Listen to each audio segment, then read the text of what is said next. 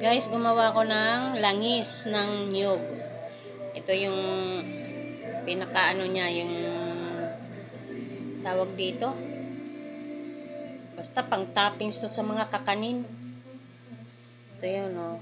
Alam niyo ba pangalan niyan? Yung galing sa langis ng ng niyog. Ito yung tinanggalan. Ito lang yung nakuha kong langis. Pure na langis ng niyog.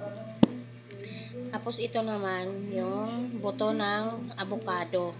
Ginagadgad ko ito. Ayan. Para pino siya. 2 piraso lang to yung buto ng avocado. Ayan.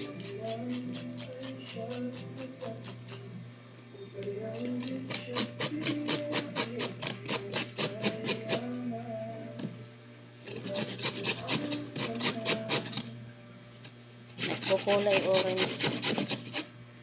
Ayan, o. Gagawin kong panghilot sa nananakit kong mga joint. Yung mga sakong ko masakit. Pati sikmura ko, yung kamay ko masakit to. Yung balikat ko, hindi ko na maibuhat tong balikat ko. Pati yung ko, balakang. Sakit sobra. Ilang linggo ko na tong ininda.